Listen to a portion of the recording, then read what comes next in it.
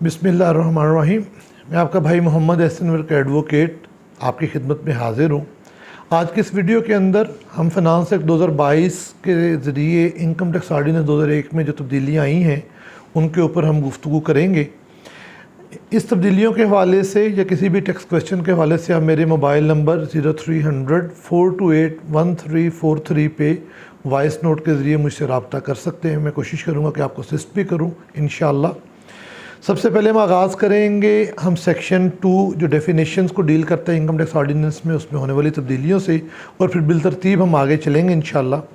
Section 2 के अंदर एक नई क्लास ऐड की गई है 7A, और उसके अंदर एक बेनिफिशियल ऑनर की जो डेफिनेशन है वो ऐड की गई है। बेनिफिशियल ऑनर का एक नया कंसेप्ट तो खैर बहुत पुराना है, लेकिन हमारे कवानीन में एक नए तरीके से एंटी मनी लॉन्ड्रिंग के ज़रिए, बेनामी के ज़रिए और इनकम टैक्स ऑर्डिनेंस के अंदर भी इसकी ज़रूरत पेश आई, तो इसकी डेफिनेशन अवेलेबल नहीं थी। तो उसको उन्होंने प्रॉपर डिफ़ाइन किया है कि कोई भी नेचुरल पर्सन जो किसी कंपनी या एसोसिएशन पर्सन में 25% से ज़्यादा शेयर का मालिक हो, वहाँ पे वो डिसीजन मेकर हो, या उसका उस कंपनी या एसोसिएशन पर्सन का सारा कंट्रोल उसके पास हो, या वो अल्टीमेट बेनिफिशियल हो उसकी इनकम या उसके जो एसेट्स हैं उनका, तो वो बंदा जो है बेनिफिशियल ऑनर की तारीफ़ में शुमार होगा और इनकम टैक्स ऑर्डिनेंस में जहाँ जहाँ पे उसकी ज़रूरत पेश आएगी अकॉर्डिंगली अप्लाई होगा। एक नई सब क्लास और ऐड की गई है, क्लास 18A। इसके अंदर डिस्ट्रीब्यूटर की डेफिनेशन जो कि पहले इनकम टैक्स ऑर्डिनेंस में अवेलेबल नहीं थी उसको ऐड किया गया है। कहा गया है कि जो भी वो शख्स जो किसी मैन्युफैक्चरर, इंपोर्टर या किसी दिगर शख्स की तरफ से मुकर्रर करदा हो और मखसूस एरिया में, इसके अंदर वर्ड मखसूस एरिया है कि मखसूस एरिया में उस जो सप्लायर है उसकी अशिया को मज़ीद फ़रोख्त करे और उसके जो सिर्फ उसी से ख़रीदे और आगे सप्लाई करे, तो उसको डिस्ट्रीब्यूटर कहा गया है। इसकी तारीफ़ को इसके अंदर ऐड किया गया है। फिर न्यू क्लास एक ऐड हुई है 22AA।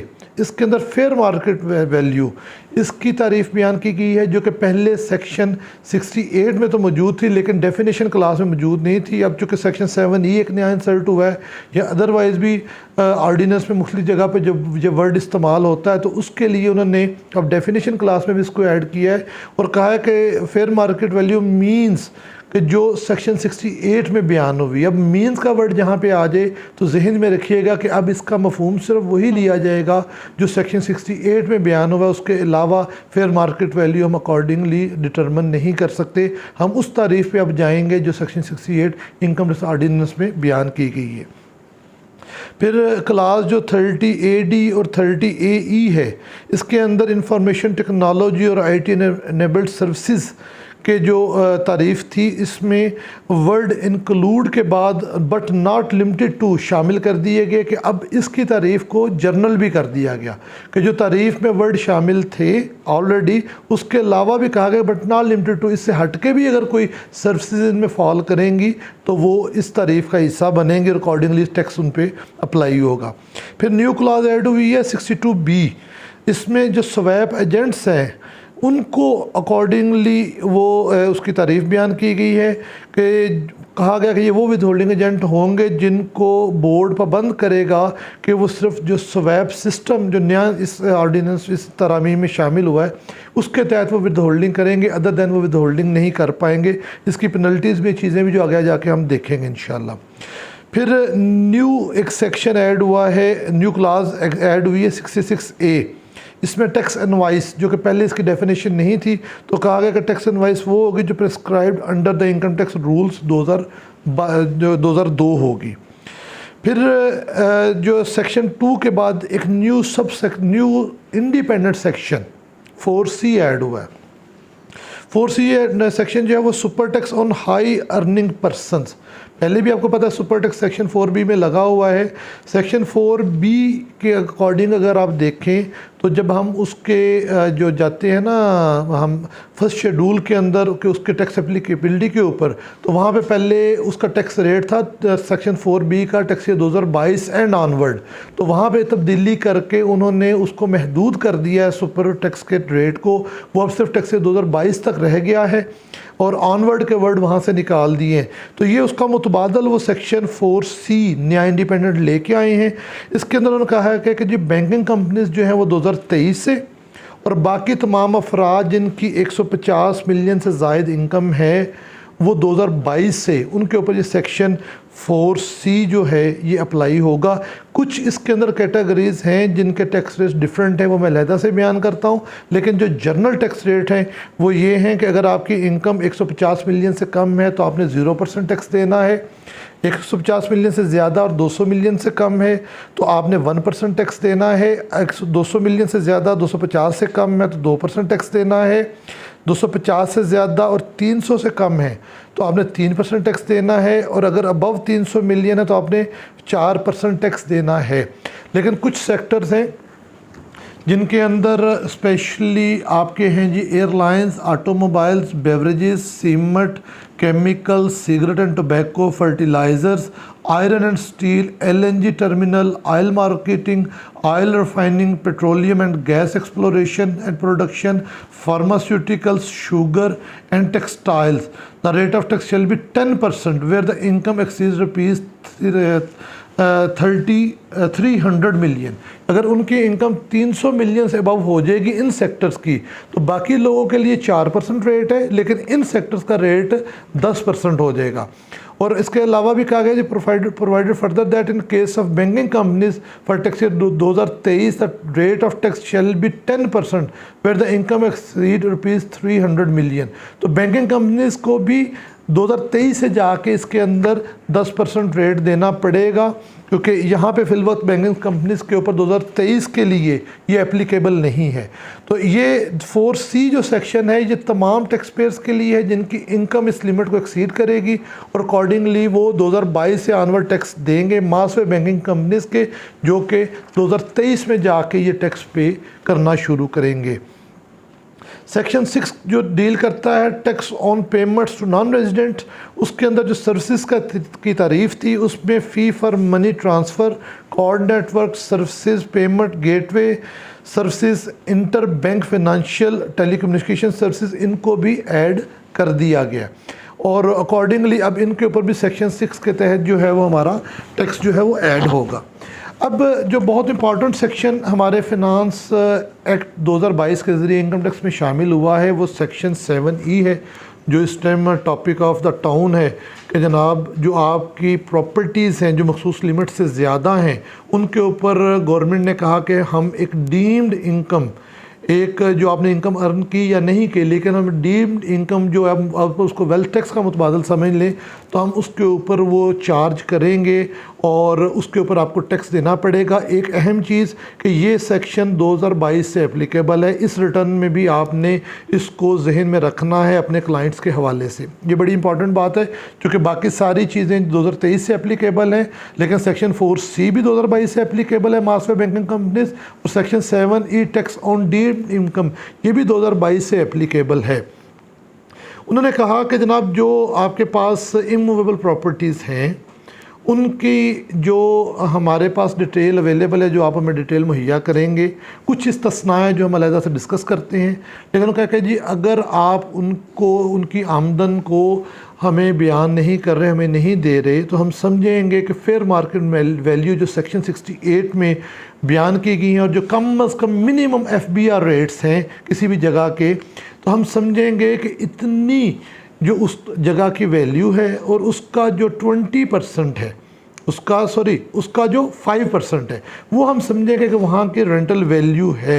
आप वो वैल्यू रेंट ले रहे हैं या नहीं ले रहे, कंसील कर रहे हैं या नहीं कर रहे, लेकिन हम समझेंगे कि ये डीम्ड आपका 5% रेंट है। उस 5% रेंट का 1%, उस 5% रेंट का अगर जो हम जाके इसका टैक्स रेट देखते हैं तो वो 1% है उस 5% अमाउंट का। तो उस 5% रेट में से 20% यानी कि कुल वैल्यू का 1% जो है वो आप हमें एज अ टैक्स अदा करेंगे। अब पहली चीज़ कि जिसे आप कहें कि 5% ऑफ फेयर मार्केट वैल्यू होगी, एसेट सिचुएटेड इन पाकिस्तान होंगे और अकॉर्डिंगली उसकी हम वो रेजिडेंट पर्सन के ऊपर ये अप्लाई होना है। अगर कोई बंदा नॉन रेजिडेंट है और उसकी पाकिस्तान में प्रॉपर्टी है भी तो ये अप्लाई सेक्शन उसके ऊपर नहीं होगा। और division 8C part 1 of the first schedule के मुताबिक हम इसका टैक्स जो पे करेंगे टैक्स ईयर 2022 के लिए। उन्होंने कहा कि जब हमने ये वैल्यूएशन या ये प्रॉपर्टीज़ जिनके ऊपर ये टैक्स लगना है इनको काउंट करना है तो इसमें कुछ एक्सक्लूजन्स हैं। आपकी जो one capital assets owned by the resident person है, एक मेन प्रॉपर्टी जो आपने जहाँ पे अपनी रहाइश वगैरह रखी है वो इसके पर्पस के लिए काउंट नहीं होगी। सेल्फ ओन्ड बिजनेस प्रेमिसेस जो हैं कि चाहे आपकी मलकियत है लेकिन वहाँ पे कारोबार हो रहा है तो वो काउंट नहीं होंगी। सेल्फ ओन्ड एग्रीकल्चरल लैंड वो काउंट नहीं होगी, लेकिन फार्म हाउसेस उन्होंने इससे अलहदा कर दिए हैं। तो एग्रीकल्चरल पर्पस के लिए जो लैंड इस्तेमाल होगी वो इसमें काउंट नहीं होगी। कैपिटल एसेट्स जो अलॉट हुए हैं शहीद को या उसके वारसान को वो इसमें काउंट नहीं होंगे। कैपिटल एसेट्स जो ऐसे शख्स को या उसके वारसान को अलॉट हुए हैं जो दौरान सर्विस पाकिस्तानी एयरफोर्स या गवर्नमेंट या सूबाई गवर्नमेंट के फोत हुआ उसको वो काउंट नहीं होंगे। जो वार वाउंडेड पर्सन है उसको अगर कोई गवर्नमेंट की तरफ से इनाम के अंदर कोई प्लॉट और प्रॉपर्टी मिली है वो काउंट नहीं होगी। Ex serviceman and servicing personal जो हैं अगर उनको ओरिजिनल अलाटमेंट है यानी कि जो उनको डायरेक्टली गवर्नमेंट की तरफ अलाटमेंट्स में वो वाली प्रॉपर्टीज इसमें काउंट नहीं होंगी। वो प्रॉपर्टी जिसके ऊपर आप पहले इनकम जो है वो चार्जेबल दिखा रहे हैं और ऑलरेडी गवर्नमेंट को टैक्स पे कर रहे हैं रेंटल की सूरत में या किसी दीगर सूरत में, वो इसमें काउंट नहीं होंगी।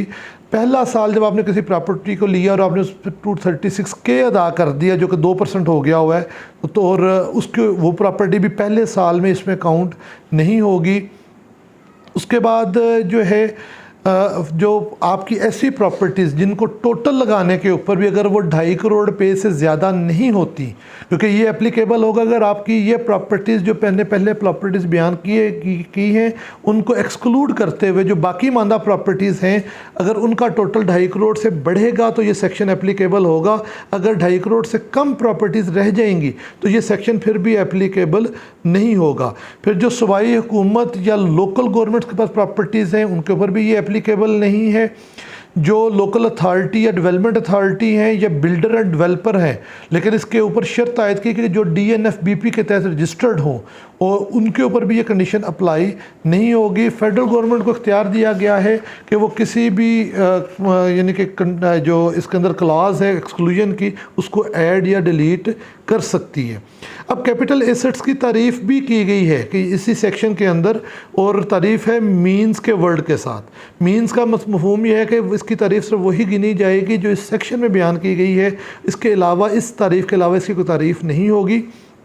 Capital asset means property of any kind held by a person whether or not connected with a business but does not include, यानी कि आपकी कोई भी जो कैपिटल एसेट से मुराद वो प्रॉपर्टी है जो आपके मलकियत में है, एक शख्स की मलकियत में है, चाहे वो कारोबार के लिए चाहे अदरवाइज़ है, लेकिन इससे फिर इस्तिस्ना ये दिया गया इस तारीफ़ के अंदर से कि जो स्टॉक इन ट्रेड है, कंज्यूमेबल स्टोर्स हैं, रॉ मटेरियल्स हैं, शेयर्स हैं, स्टॉक्स और सिक्योरिटीज़ हैं, और वो प्रॉपर्टी जिस पे डेप्रिसिएशन सेक्शन 22 और amortisation section 24 income tax ordinance के तहत अलाउएबल है, या मूवेबल एसेट्स हैं, और फार्म हाउसेस जो 2000 स्क्वायर फुट से छोटे हैं या उनके अंदर 5000 स्क्वायर फुट से कम कंस्ट्रक्टेड एरिया है तो वो वाली प्रॉपर्टीज़ भी कैपिटल एसेट्स में शुमार नहीं होंगी। इसके ऊपर हम कोशिश करेंगे इंशाल्लाह। सेक्शन 7 ही बड़ा इंपॉर्टेंट और हॉट टॉपिक है, इसके ऊपर हम एक अलहदा से प्रॉपर डिटेल्ड वीडियो इसके कॉन्स्टिट्यूशनल एस्पेक्ट्स के साथ और इसके बाकी पहलुओं के साथ पहले भी हमने फाइनेंस बिल के टाइम पे की थी, तो इसको हम दोबारा भी इंशाल्लाह आपकी सहूलत के लिए रिकॉर्ड करेंगे इंशाल्लाह। सेक्शन 21 जो हमारे जो अलाउएबल अलाउंसेस हैं, डिडक्शंस हैं, उनको डील करता है, तो उसके अंदर तब्दीली की गई है। पहले ये था कि अगर आप किसी अप्रूव्ड पेंशन फ़ंड या अप्रूव्ड ग्रेजुएटी फ़ंड या अप्रूव्ड सुपरएनुएशन फ़ंड को आपको पेमेंट देते थे तो वो आपको अलाउएबल थी कि आप अपने कंपटीशन चार्ज में टैक्स चार्जेबल करने से पहले उसको माइनस कर लेते थे। तो अब उन्होंने जो भी आप अप्रूव्ड फंड्स को पेमेंट्स करेंगे आपको सिर्फ उसका 50% अलाउंस मिलेगा, 50% आपकी जो पेमेंट है वो टैक्सेबल हो जाएगी, उस पर टैक्स आपको चार्ज करना पड़ेगा। दूसरा इसकी जो क्लास आई है सेक्शन 21 की, इसके ऊपर तब्दीली आई है कि उन्होंने कहा कि जो सेक्शन आई है, सॉरी सेक्शन एल है, ये सेक्शन एल ए एक नया आया है कंपनीज़ के लिए। तो उन्होंने कहा कि जब सेक्शन एल ए ऑपरेटिव हो जाएगा तो वो सेक्शन एल जो है ये कंपनीज़ पे अप्लाई नहीं होगा। सेक्शन एल ए ये पहले भी इंट्रोड्यूस करवाया गया था, फिर दरमियान में इसकी जो एप्लीकेबिलिटी है वो रोक दी गई थी। ये बुनियादी तौर पे सारा फ़र्क ये है कि कंपनीज़ को उन्होंने कहा कि वो अपनी जो भी पेमेंट करेंगी वो बिज़नेस बैंक अकाउंट से थ्रू डिजिटल मोड करेंगी। बाकियों के लिए क्रॉस चेक की शर्त थी, इंडिविजुअल एओपी के लिए, लेकिन इनको पाबंद किया कि क्या आप डिजिटल मीन से, और लास्ट एक फ़ाइनेंस तरमीमी बिल के अंदर डिजिटल मीन्स की भी तारीफ़ शामिल की गई थी कि जितनी भी हमारी ऑनलाइन पेमेंट्स हैं, एटीएम पेमेंट्स हैं, क्यूआर कोड के साथ पेमेंट्स हैं, हमारी जो है किसी भी हवाले से आरटीजीएस है जिनके अंदर पेपर वर्क नहीं होता, account to account payments transfer हो जाती हैं, तो डिजिटल मीन की एक प्रॉपर तारीफ़ इनकम टैक्स ऑर्डिनेंस उसमें अब दे दी गई है। तो इस हवाले से उन्होंने कहा कि जनाब ये सेक्शन एल ए तब ऑपरेट होगा जब बोर्ड कहेगा, और जब ये ऑपरेट होगा तो सेक्शन एल जो सेक्शन 21 है इसके अंदर से कंपनीज़ के जो उसकी इफेक्टिवनेस है वो उस तारीख से ख़त्म हो जाएगी। सेक्शन 21 के अंदर जो एक और चेंज आई है वो इसकी क्लास एम है, उसमें जब हम सैलरी की अदायगी करते हैं तो वो क्रॉस चेक के साथ वर्ड थ्रू डिजिटल मीन्स भी शामिल कर दिया गया है कि वो भी अब एडमिजिबल होगी सैलरी की क्रॉस चेक से पेमेंट के लिए।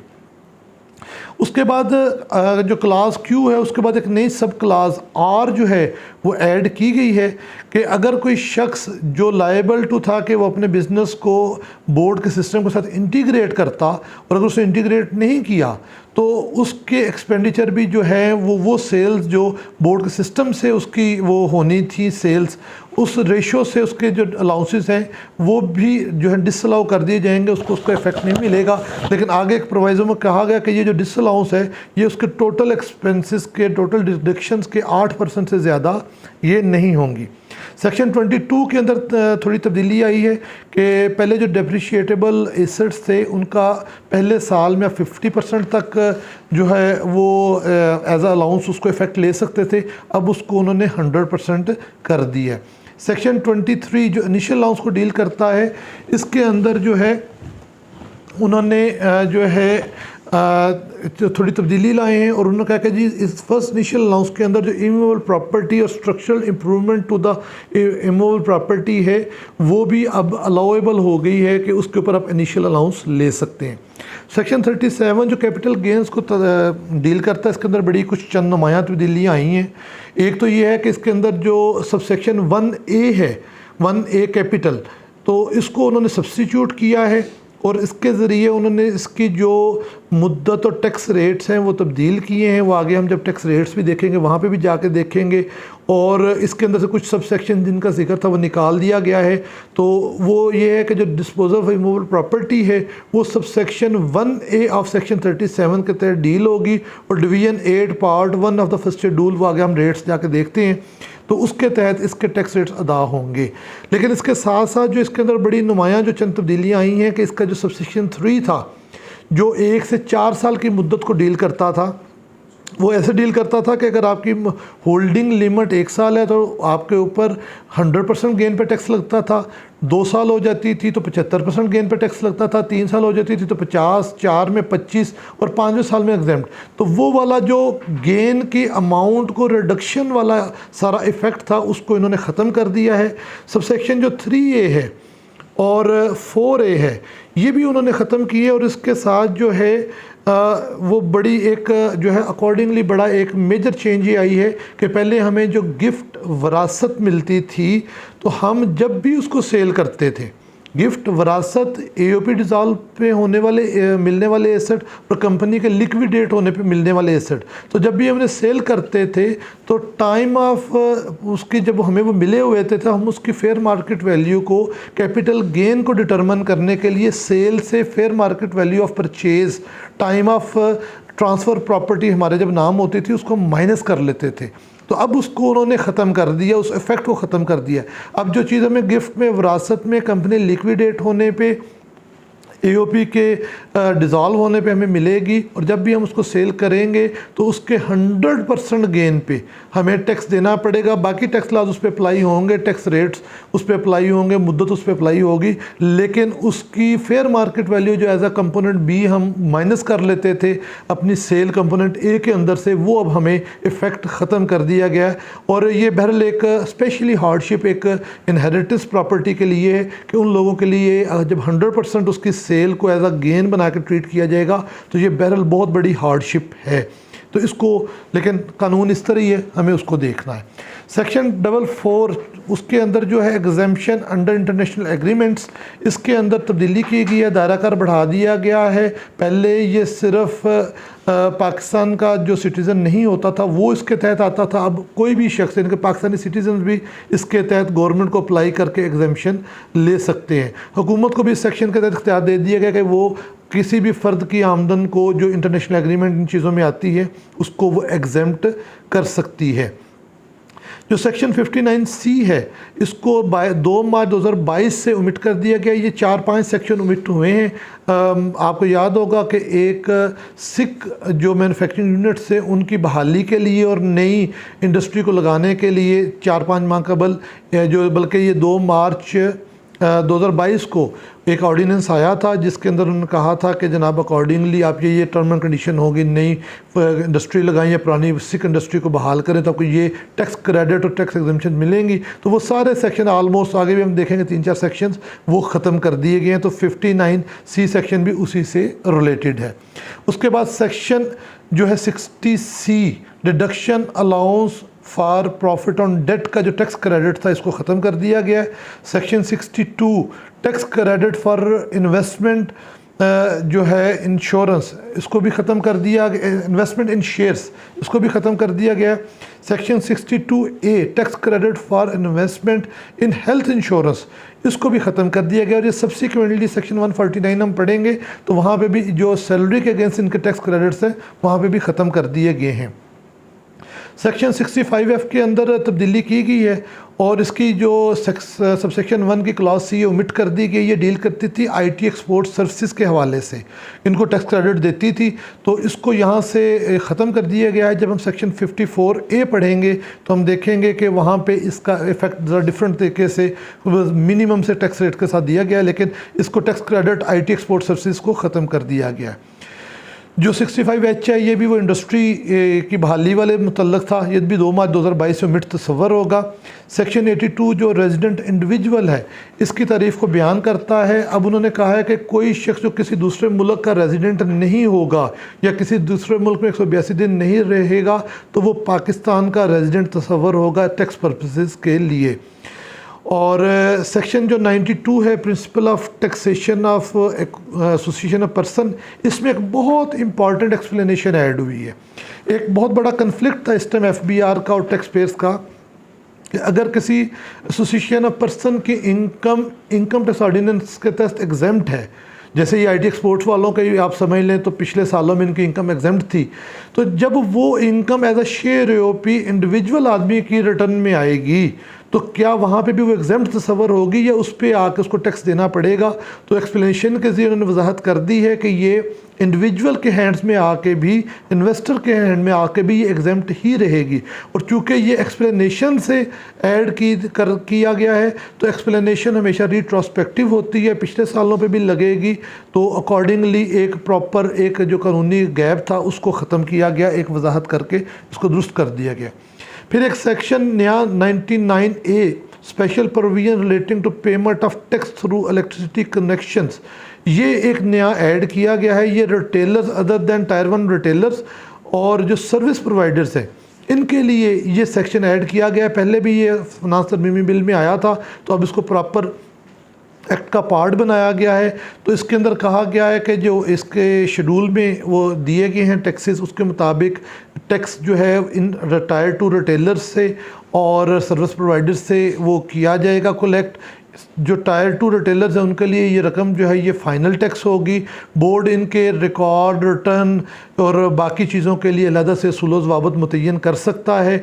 वो अशख़ास जो सेल टैक्स एक्ट के सेक्शन 3 के तहत वहाँ पे भी इसको ऐड किया गया, वहाँ पे टैक्स दे चुके हैं या दे रहे हैं, उनसे ये टैक्स दोबारा वसूल नहीं किया जाएगा। जो वहाँ पे नहीं दे रहे उनसे यहाँ पे वसूल किया जाएगा, और जो वहाँ पे दे रहे हैं उनका ऑटोमेटिक तस्वर किया जाएगा, उन्होंने सेक्शन के लिए ये टैक्स दे दिया है और सेक्शन का जो अदाशुदा टैक्स है वो एग्जेम्प्ट तस्वर होगा। सेक्शन 100C की सब सेक्शन 4 क्लास ई के अंदर जो वर्ड्स थे 2022 के 2023 से चेंज कर दिया गया। ये भी बाद में फिनांस तरमीमी बिल में आया था और अकॉर्डिंगली सिर्फ टैक्स ईयर चेंज हुआ है।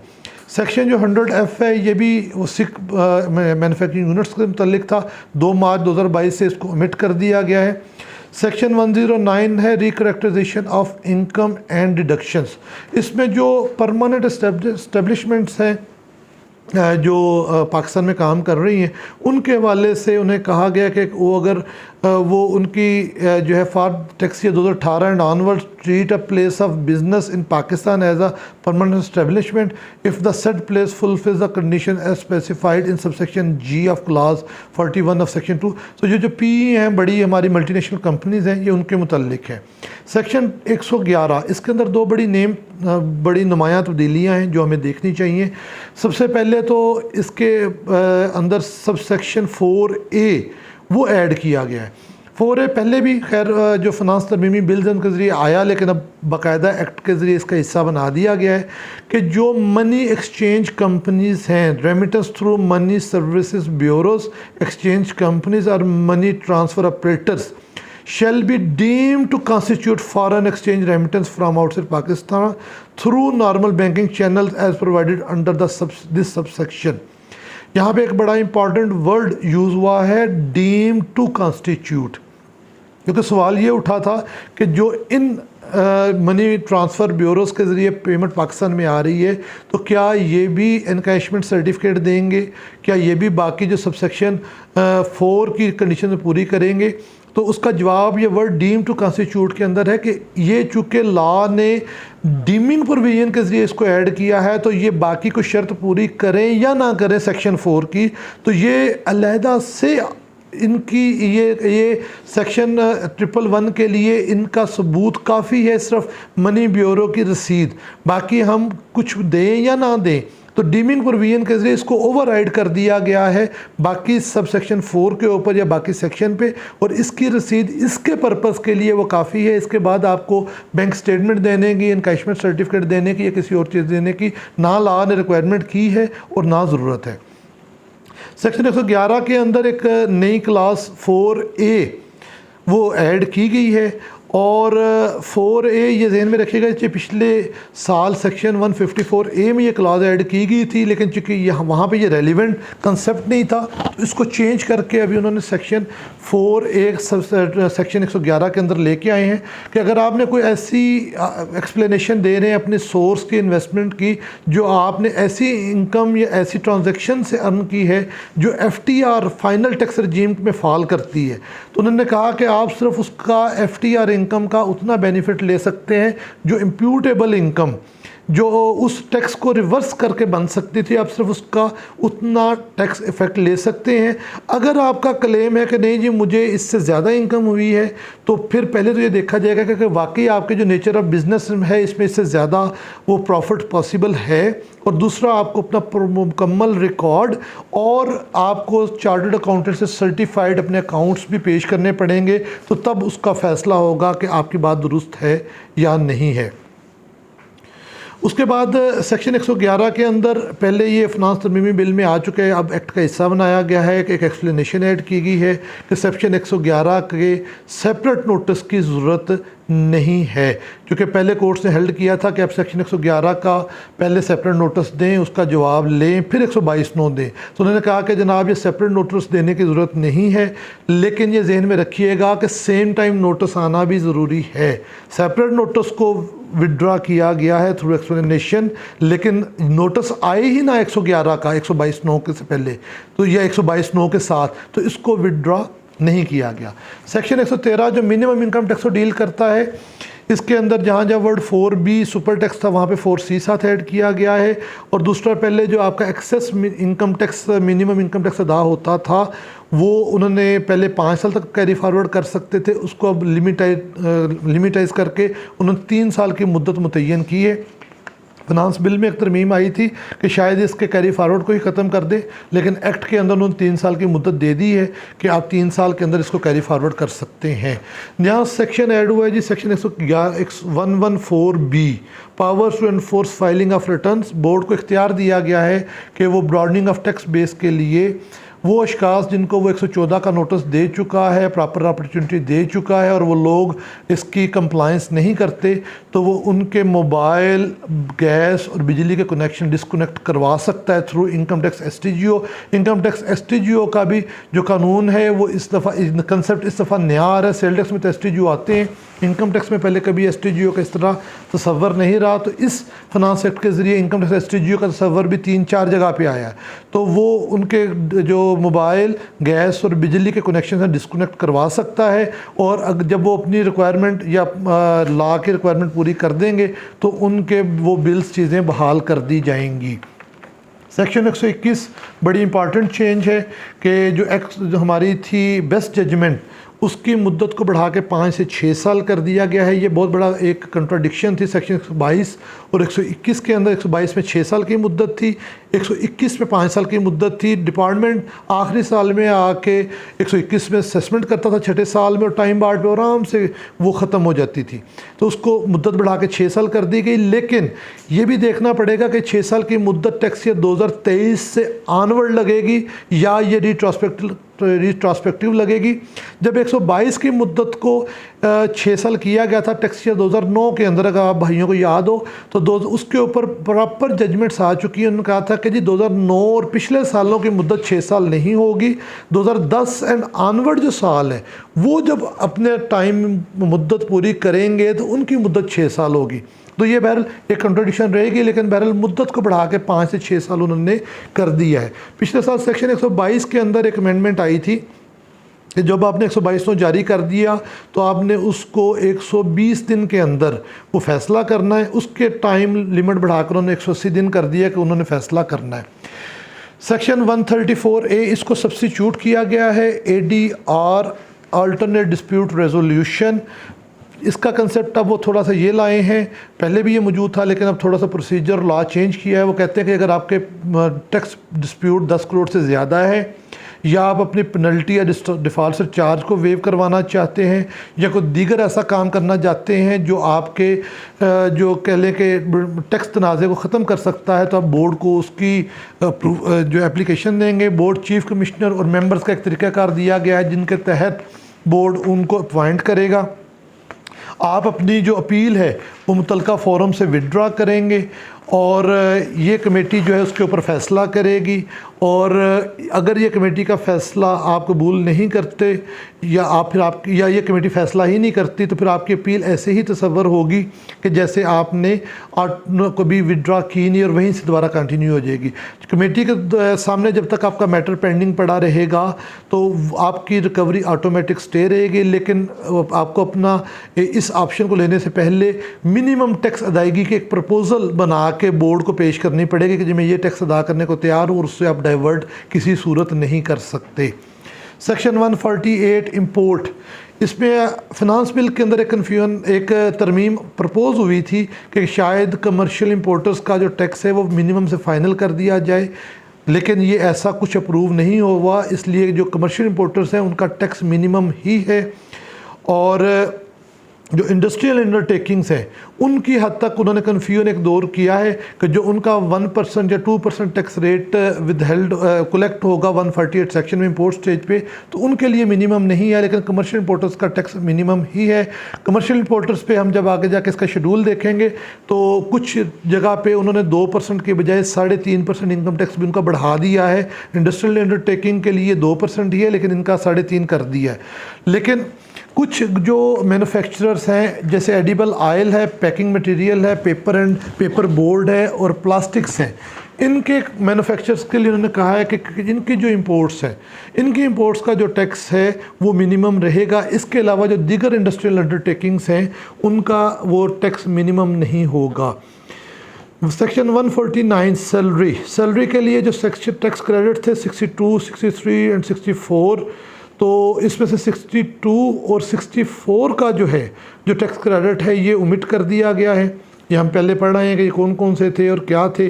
63 का टैक्स क्रेडिट अभी उसको अवेलेबल है।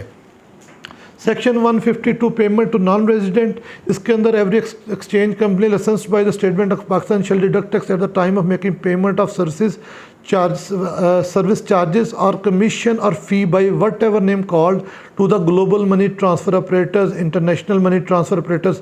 जब भी ये इंटरनेशनली पेमेंट्स करेंगे तो ये अब उनकी जो सर्विस चार्जेस हैं, पहले ये था कि मैंने पेमेंट की अपने किसी बाहर सप्लायर को, अब सप्लायर को जो पेमेंट की दरमियान में जो मेरे वो मनी ऑपरेटर थे चीज़ से, उन्होंने भी मुझसे $2000 या $500 या $700 वो ले ली, उस पर मैं कोई टैक्स विद हेल्ड नहीं करता था। तो अब उन्होंने कहा कि अब उसके ऊपर भी टैक्स विद होल्डिंग होगी और जो मनी ट्रांसफ़र ऑपरेटर होगा वो eight the time of transfer of money वो टैक्स विद हेल्ड करेगा, क्योंकि वो पाकिस्तान से बिज़नेस ले रहे हैं, पाकिस्तान से अर्निंग ले रहे हैं, तो वो गवर्नमेंट को वो जमा करवाएगा।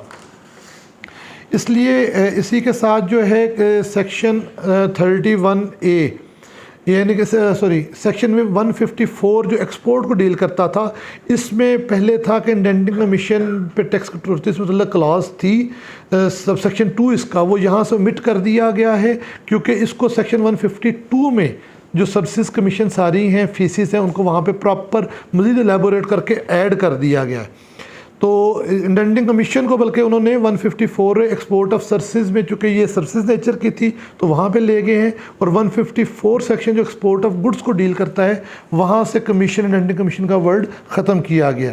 सेक्शन 154A इसके अंदर जो वर्ड थे in case tax credit under section 65F is not available, ये वो वाले थे जो IT एक्सपोर्ट सर्विसेज से मुतल्लिक बात थी, उसको उन्होंने चेंज कर दिया है जो IT एक्सपोर्ट कंपनीज हैं उनके लिए, कि the expression where the exporter is registered with and duly certified by the Pakistan software export board PSEB, यानी कि अब वो IT एक्सपोर्ट कंपनीज जो PSEB से के साथ रजिस्टर्ड होंगी और बाकी कंडीशंस वो ला के पूरी करेंगी, तो वो सेक्शन 154A के तहत वो अपना टैक्स उनकी एक्सपोर्ट्स पे वो कलेक्ट होगा 0.25% और वो उनके टैक्स लायबिलिटी की हद तक फाइनल होगा। बाकी वो कंडीशंस जो हैं कि वो इनकम टैक्स रिटर्न फाइल करेंगी, सेल टैक्स रिटर्न जहाँ एप्लीकेबल होगी वो फाइल करेंगी, विद होल्डिंग स्टेटमेंट जहाँ एप्लीकेबल होंगी वो फाइल करेंगी, तो वो वाली शराइत वो अपनी पूरी करेंगी और अकॉर्डिंगली 0.25% जो रेट है वो उनका जो है मिनिमम टैक्स वो है तस्वर होगा। और ये IT एक्सपोर्ट सर्विसेज के मुतल्लिक है। उसके बाद जो foreign commission due to an indenting commission agent है, इसको 154A सेक्शन में वो ऐड कर लिया गया है। ये 154 सेक्शन से ओमिट हुआ और यहाँ पे दोबारा ऐड हो गया है, और इसके ऊपर 1% टैक्स चार्ज होगा, जो बाकी है वो 0.25 है और इसका रेट डिफरेंट होगा, 1% टैक्स चार्ज होगा। बल्कि अगर मैं गलती पे नहीं तो सेक्शन 152 में इसके ऊपर 5% रेट था, वहाँ से ओमिट होकर यहाँ पे इसका थोड़ा डिफरेंट हुआ है। उसके बाद जी 164 सेक्शन सर्टिफिकेट ऑफ कलेक्शन और डिडक्शन ऑफ टैक्स, जहाँ जहाँ पे पहले CPR था, चूँकि अब स्वैप का एक नया कंसेप्ट आया है तो SRP को भी उन्होंने इसके अंदर साथ ऐड किया है, और 164 के सेक्शन के सर्टिफिकेट के लिए CPR या SRP उस पर मेंशन करना लाजम है। नया सेक्शन जो है जी वो हमारा ऐड हुआ आफ्टर सब सेक्शन 164, नया सेक्शन आया है 164A payment of tax collected or deducted by swaps agents. Federal Board of Revenue through notification मुख्तलिफ क्लास ऑफ पर्सन या मुख्तलिफ पर्सन को नोटिफाई करेगा कि वो synchronised withholding administration and payment system के तहत ही टैक्स विद होल्डिंग करें और उसके तहत ही वो टैक्स विद होल्ड जो है गवर्नमेंट को अदा करें। तो ये थ्रू डिजिटल मोड अदा करना होगा, इसका पूरा एक SOP है और इस स्वैप एजेंट पाबंद होंगे कि इस सिस्टम के अलावा वो विद होल्डिंग ना कर सकते हैं ना अदा कर सकते हैं और उसका पूरा प्रोसीजर इस सेक्शन में दिया गया है। सेक्शन 174 जो रिकॉर्ड्स को डील करता है, इसके अंदर तरमीम की गई है कि जो बैरून मुल्क आपके सासाजात या कारोबार हैं उनकी एक्सप्लेनेशन के लिए आपको 6 साल से ज़्यादा मुद्दत का भी टैक्स रिकॉर्ड कॉल किया जा सकता है। आपके लिए उन असासाजात या कारोबार जो बैरून मुल्क हैं 6 साल की मुद्दत का इतलाक़ नहीं होगा, वो कभी भी आपसे कॉल किए जा सकते हैं। एक बहुत इंपॉर्टेंट सेक्शन आया है जो मैंने नोट किया कि बहुत कम डिस्कस हुआ है, वो है section 175B national database and registration authority. NADRA के साथ FBR अपनी कोऑर्डिनेशन करेगा। नादरा FBR को आइडेंटिफाई करके देगा कि कौन लोग टैक्स पोटेंशियल में फ़ॉल करते हैं जिनसे टैक्स लिया जाना चाहिए। नादरा बोर्ड को एक जो है आर्टिफिशियल इंटेलिजेंस के ज़रिए एक रिटर्न एक बंदे की इनकम और उसका ड्यू टैक्स बना के देगा। बोर्ड वो जो इनकम और टैक्स है बंदे को कम्युनिकेट करेगा। अगर बंदा अदा कर देगा तो उसकी 120 या 122 section which ever is applicable उसकी डीम्ड रिमेंडेड असेसमेंट तस्वर होगी, वगरना बोर्ड इनकम टैक्स ऑर्डिनेंस के तहत उसके खिलाफ कार्रवाई करेगा। तो ये जो डाटा मुख्तलिफ ज़राए से FBR और नादरा मुद्दत से इकट्ठा कर रहे हैं, तो अब शायद उसकी इम्प्लीमेंटेशन का वक्त आ चला है कि बोर्ड आर्टिफिशियल इंटेलिजेंस नादरा की मदद लेते हुए इसको इम्प्लीमेंट करेगा। और ये वो नेक्स्ट फ्यूचर है जिसके लिए हम टैक्स कंसल्टेंट्स को तैयार रहना चाहिए कि बहुत सारे नोटिस इस पे आएंगे। आपको याद होगा पिछले साल भी कुछ डाटा इन्होंने शेयर किया था, 120 सेक्शन में तरमीम लाए थे, फिर बाद में उन्होंने विड्रॉ कर ली कि आपकी जो रिटर्न है वो प्रोविजनल रिटर्न तस्वर होगी 3 के 4 माह के लिए, और इस दौरान में बोर्ड आपको नोटिफाई करेगा कि आप हमारे पास आपकी क्या क्या इन्फॉर्मेशन है, आप उसको इनकॉर्पोरेट करेंगे। अदरवाइज़ ये एक पूरी एक्सरसाइज पिछले साल हुई थी, भाइयों को याद होगा। तो ये उसी का एक नया वर्जन अब मजबूत लॉ के तहत ये आ रहा है और ये आपकी असेसमेंट और डीम असेसमेंट जो है वो सारी इसके तहत आल्टर चेंज और आपके खिलाफ कार्रवाई की जा सकेगी। हमने पहले बेनिफिशियल ओनर की तारीफ पढ़ी थी, उसी से रिलेटेड 181E सेक्शन नया ऐड हुआ, record of beneficial owner. Her company association person इस फॉर्म के ज़रिए बोर्ड को पाबंद है कि वो बेनिफिशियल ओनर्स की तफसील मुहैया करे, वगरना इसके ऊपर 10 लाख की पेनल्टी आ गई, पेनल्टीज़ में भी जाके इसको पढ़ेंगे, वो आयद होगी। तो 181E का प्रोफाइल अपडेट करना हर कंपनी हर एसोसिएशन पर्सन के लिए बेनिफिशियल ओनर के लिए लाजिम है, तो इसको ज़रूर जहन में रखिएगा। सेक्शन 182 इसमें कुछ तो पेनल्टीज़ चेंज हुई हैं माइनर सी, उसको अकॉर्डिंगली हस्ब ज़रूरत मालूम किया जा सकता है। जो नई पेनल्टीज़ ऐड हुई हैं उसमें भी 181E जो बेनिफिशियल ओनर से मुतल्लिक है, इसकी 10 लाख रुपया पेनल्टी है अगर आप वो फॉर्म अपडेट नहीं करते। अगर आपको स्वैप एजेंट के तौर पे बोर्ड कहता है कि आपने अपने आप को परफॉर्म करना और आप नहीं करते, तो पहले डिफ़ॉल्ट 7 दिन के लिए 50,000 रुपये पेनल्टी, फिर आपके लिए 1 लाख रुपये पेनल्टी, और फिर हर हफ्ते की 50,000 रुपये आपको पेनल्टी लगेगी। अगर आप वो आदमी जो इंटीग्रेटेड है मॉनिटरिंग, ट्रैकिंग, रिपोर्टिंग और recording of sale services and similar business transaction with the board of computer system, अगर आप वो यानी कि अपनी उस सिस्टम के साथ जो सर्विस प्रोवाइडर्स हैं, स्पेशली क्योंकि जो गुड्स वाले हैं वो तो सेल टैक्स में भी होते हैं, उनके खिलाफ इधर भी कार्रवाई हो सकती है, तो उनको 5 लाख रुपया, उनको 5,000 रुपया जो है वो अकॉर्डिंगली वो टैक्स लगाया जा सकता है। और जो अपनी इन्वाइसेस जारी नहीं करेंगे बोर्ड के सिस्टम के साथ जो लाइबल हैं उनको 10 लाख रुपया 1 मिलियन रुपये उसको पेनल्टी लगाई जा सकती है। उसके बाद जो हैं जो वही बात है POS वाले लोग हैं उनके मतलब पेनल्टीज़ भी यहाँ पे बयान की गई हैं जो हस्ब ज़रूरत मालूम की जा सकती हैं। सेक्शन 191 है, ये prosecution for non compliance with certain statutes obligations को डील करता है। इसके अंदर integration his business with board computer system और generate tax invoice verifiable by the board system को ऐड किया गया है कि अगर आप इसकी खिलाफवर्जी भी करेंगे तो आपके खिलाफ प्रोसिक्यूशन भी हो सकती है, सिर्फ टैक्स रिकवरी के अलावा। 209 ए सेक्शन नया आया है, इसमें यूनिफॉर्म उन्होंने कहा है कि जनाब आपके लिए मुतय्यन किया जाएगा। 214 ए सेक्शन के अंदर बोर्ड जो इस स्टैच्यू के अंदर मुख्तलिफ टाइम लिमिट है उसको बढ़ाने का इख्तियार दिया गया है। पहले एक्सपायरी के बाद बोर्ड वो लिमिट नहीं बढ़ा सकता था, अब उन्होंने कहा कि बोर्ड टाइम एक्सपायर होने के बाद भी वो टाइम लिमिट एक्सटेंड कर सकता है। सेक्शन 216 के अंदर वो तरमीम लाए हैं, वो कहते हैं कि जी FBR से कोई रिकॉर्ड नहीं मांग सकता, ना नैब, ना FIA, ना राइट टू इंफॉर्मेशन जो एक्सेस टू इंफॉर्मेशन एक्ट उसके तहत हमसे कोई रिकॉर्ड नहीं मांग सकता, लेकिन हम जिससे चाहे वो रिकॉर्ड मांग लें। इसके अंदर सबसेक्शन 3 की क्लास के भी ये नादरा के साथ FBR के रिकॉर्ड की शेयरिंग से मुतल्लिक थी, वो इख्तियार दिया गया था, इसको यहाँ से ओमिट कर दिया गया क्योंकि इसके लिए एक इंडिपेंडेंट सेक्शन इंसर्ट हो गया और वो ज़्यादा क्लियर, ज़्यादा लेबोरेटेड है, तो इस पर्पज़ के लिए यहाँ से इसको वो ख़त्म किया गया। सेक्शन 216A ये proceedings against authorities and persons, ये इसको डील करता था। ये सेल टैक्स में भी था, फेडरल एक्साइज में था कि अगर कोई ऑफिसर या FBR का नुमाइंदा एहलकार अमदन जानबूझ के टैक्स निज़ाम को जो है वो नुकसान पहुंचाने के लिए टैक्स चोरी में मावन होता है या गलत फ़ैसले करता है, तो उस के ख़िलाफ़ क्रिमिनल प्रोसीडिंग्स हो सकती थी। तो इस सेक्शन को उन्होंने FBR के दबाव पे सारे एक्ट्स जो उनसे ख़त्म कर दिया है। Section 231B advance tax on private motor vehicles को डील करता है। एक तो इसके अंदर से वर्ड प्राइवेट निकाल दिया गया है, इसके सेक्शन के जो प्रीएम्बल है उससे भी और बाकी जगह से भी। इसका मुमकिन है कोई केसला आया हो कि उन्होंने कहा कि जी मेरी व्हीकल प्राइवेट नहीं है, मैं तो शायद बिज़नेस के लिए यूज़ करता हूँ, तो कुछ ना कुछ हुआ होगा, तो अब उन्होंने वर्ड प्राइवेट को यहाँ से जो है एक्सक्लूड कर दिया है। दूसरा उन्होंने सब सेक्शन 7 के अंदर जो है उन्होंने कहा कि जी for the purpose of this section motor vehicles including car, caravan automobiles, jeep, limousine, pickup, sports utility vehicle, trucks, vans, wagon and any other automobiles, उनको इस सेक्शन के पर्पज़ के लिए उन्होंने ऐड किया है, लेकिन कहा कि इसमें motor vehicle use for public transportation, carriage of goods and agriculture machinery, rickshaw और मोटरसाइकिल और any motor vehicle having engine capacity up to 200 cc, उसको इस तारीफ से निकाल दिया, उन पे ये सेक्शन अप्लाई नहीं होगा, बाकी सब पे ये सेक्शन अप्लाई होगा।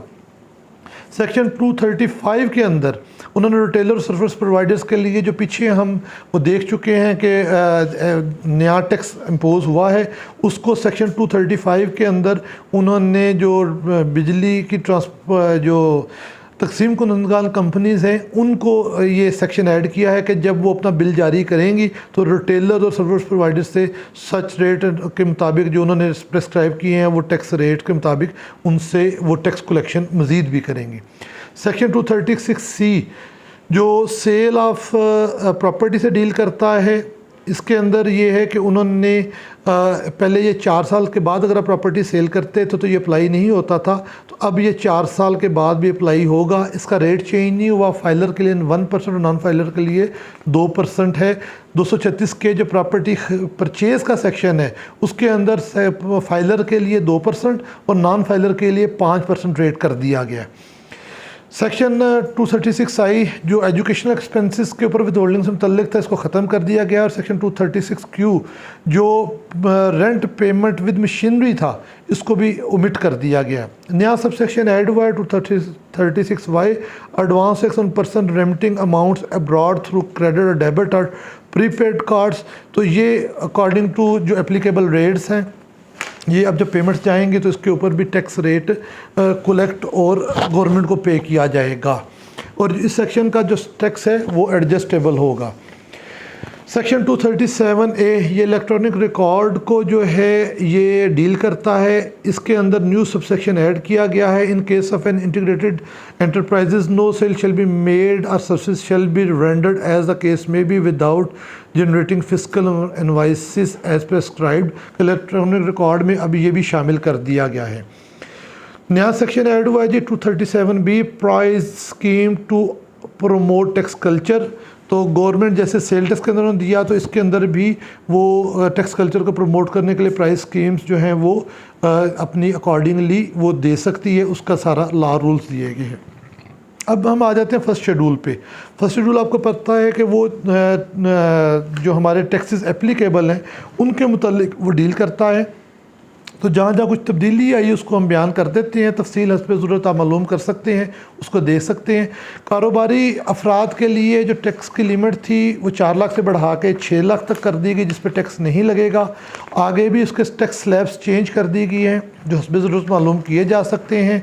सैलरी के लिए टैक्स स्लैब पहले ही 6 लाख से स्टार्ट होती थी, लेकिन आगे टैक्स रेट कुछ रिड्यूस किए गए हैं जो हस्ब ज़रूरत मालूम किए जा सकते हैं।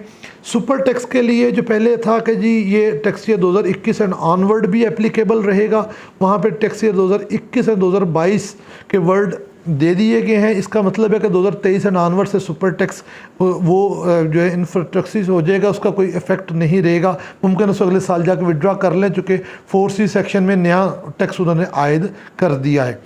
जो tax rate under section 4C थे वो हम ऑलरेडी डिस्कस कर चुके हैं डिटेल से हम अपनी वीडियो के शुरू में।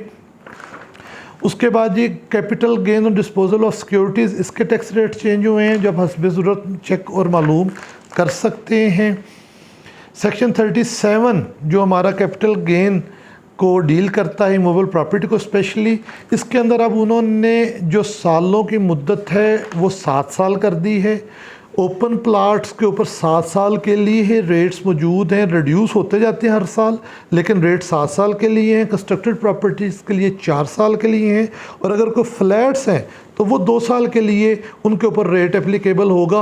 डिटेल आप हस्ब ज़रूरत मालूम कर सकते हैं, लेकिन मुद्दत और रेट्स इसके अंदर चेंज हो गए हैं। टैक्स ऑन डीम्ड इनकम जो 7E सेक्शन के लिए था वो 20% होगा। 20% जो 5% रेंट डीम्ड होगा उसकी फेयर मार्केट वैल्यू का, यानी कि ये टोटल वैल्यू का टेक्निकल बोले तो ये 1%, अगर 1 करोड़ की प्रॉपर्टी है तो उस पर 1 लाख रुपया टैक्स लगेगा। सेक्शन 113 के टैक्सेस में माइनर सी चेंजिंग आई है। ऑयल मार्केटिंग कंपनीज के ऊपर पहले 0.75% मिनिमम इनकम टैक्स था, उसको 0.5% कर दिया गया है। 140 सेक्शन के अंदर जो कमर्शियल इंपोर्टर्स जो जिन पे पहले 2% रेट लग रहा था इंपोर्ट के स्टेज पे, अब उनके ऊपर 3.5 कर दिया गया। मोबाइल फ़ोन के अंदर भी उनके टैक्स रेट्स में मामूली सी चेंजिंग आई है। एक्सपोर्ट ऑफ जो सर्विसेज हैं, इसमें export proceeds for computer software और IT सर्विसेज और IT enabled services by person registered with Pakistan software export board, उनके ऊपर 25% टैक्स लगेगा। बाकी सब के ऊपर 1% टैक्स लगेगा जो 154 इस सेक्शन में चीज़ें फॉल कर, जो सर्विसेज फॉल करती हैं। सेक्शन 234 जो मोटर व्हीकल्स हैं, इनके ऊपर टैक्स रेट्स में चेंजिंग आई है, आप हस्ब ज़रूरत देख सकते हैं। उसके बाद बिजली के बिल वो जो रिटेलर और सर्विस प्रोवाइडर्स के लिए हैं उनके लिए टेबल्स ऐड हुए हैं। गाड़ियों की ख़रीद में जो एडवांस टैक्सेस थे 231B सेक्शन, उनके ऊपर टैक्स रेट इंक्रीज़ हुए हैं। 236C सेक्शन में जी अच्छा मैं वहाँ पे गलती कर गया, 236C सेक्शन जो है इसका रेट भी उन्होंने 1% से बढ़ा के 2% कर दिया है, तो नॉन फाइलर का रेट 4% होगा इसके ऊपर। और उसके बाद जो फॉरेन प्रोड्यूस टीवी ड्रामास वगैरह हैं उनके टैक्स रेट्स जो हैं वो चेंज हुए हैं। 236K का रेट जो परचेज ऑफ प्रॉपर्टी है 1% से बढ़ा के और इसको जो है 2% कर दिया गया है फाइलर के लिए, लेकिन नॉन फाइलर के लिए इसका रेट 5% हो गया हुआ है 10th शेड्यूल के मुताबिक। 236Y सेक्शन जो पेमेंट बाहर भेजने के मुतल्लिक है उसका रेट 1% मुतय्यन किया गया है, और ये वो चेंजिंग थी जो टैक्स रेट से मुतल्लिक थी। सेकंड शेड्यूल के अंदर जो चेंजिंग है वो थोड़ी ज़्यादा है, बहुत सारी आपसे शायद इररेलेवेंट हो। उसमें से जो नुमायाँ चेंजिंग हैं, जो नुमायाँ हमारे से हर टैक्स पेयर के साथ मुंसलिक हैं, उसके ऊपर मैं कोशिश करता हूँ कि हम इस वीडियो में बयान कर दें। मज़ीद तफसीलात आप हस्ब ज़रूरत मालूम कर सकते हैं। सबसे अहम और बड़ी चेंज ये आई है कि उन्होंने कहा है कि जी जिस टैक्स पेयर का 1 साल में इनकम टैक्स का ऑडिट हो जाएगा उसका 4 साल तक दोबारा इनकम टैक्स का ऑडिट नहीं होगा। 177 सेक्शन के तहत सिर्फ इस्तिस्ना ये दिया गया है कि कमिश्नर अगर नागुज़ीर समझे तो वो बोर्ड की अप्रूवल से, वो खुद अपना माइंड अप्लाई करके नहीं कर सकता, बोर्ड की अप्रूवल से वो उसको कर सकता है, लेकिन अमूमी तौर पे 4 साल में एक दफ़ा इनकम टैक्स ऑडिट होगा। जो बेबूज सेविंग सर्टिफिकेट्स थे इन पे पहले एक मैक्सिमम टैक्स लिमिट जो थी वो 10% थी, उसको रिड्यूस करके 5% कर दिया गया, उनको टैक्स बेनिफिट दिया गया है। 224C और 24D दो क्लासेस जो सेक्शन 153 की विद होल्डिंग और 113 की विद होल्डिंग 113 के मिनिमम इनकम टैक्स को डील करती हैं सेकंड शेड्यूल के अंदर, उसमें बहुत सारी गुड्स शामिल हैं। तो अभी इनके अंदर जो स्टील है इसको भी शामिल कर दिया गया। इनके भी 153 का रेट 0.25 लगेगा और 113 का रेट भी 0.25 लगेगा। गोल्ड और सिल्वर और उनकी जो अशिया हैं इन पर 153 के तहत टैक्स 1% जो है वो विदहेल्ड होगा। बाकी लोगों का ये मिनिमम है लेकिन इनका ये एडजस्टेबल होगा। जो हमारे नॉन रेजिडेंट हैं जिनके पास पीओसी और नाइकोप जिनके पास मौजूद हैं तो उनको इस्तिस्ना दिया गया है कि 236C और 236K यानी कि प्रॉपर्टी ख़रीद या फ़रोख्त पे अगर वो नॉन फाइलर भी होंगे तो उन पर इजाफी टैक्स नहीं लगेगा, फाइलर वाला टैक्स बहरहाल उनको देना पड़ेगा। 10 शेड्यूल जो है उसके अंदर ये है कि जो 231B जो गाड़ियों की खरीदी फ़रोख्त पर टैक्स है इसको पहले नॉन फाइलर की सूरत में इफेक्ट नहीं था, उसको उन्होंने कहा कि ये डबल लगेगा। और 236K जो है इसका टैक्स रेट जो है ये भी ये बल्कि 2.5 गुना लगेगा। जो 2% है फाइलर का, इसका रेट जो है 5% लगेगा। ये वो चंद अहम और नुमायां तब्दीलियाँ हैं जो इनकम टैक्स ऑर्डीनेंस में फ़ाइनेंस एक्ट 2022 के तहत आई हैं। इसको मज़ीद एलेबोरेट किया जा सकता है लेकिन वीडियो की तवालत को मद्देनज़र रखते हुए इसको इख्तिसार से बयान किया है।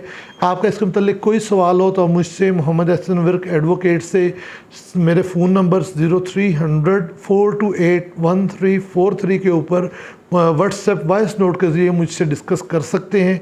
बहुत शुक्रिया। अल्लाह आपका और हमारा हामी नासर हो इंशाअल्लाह।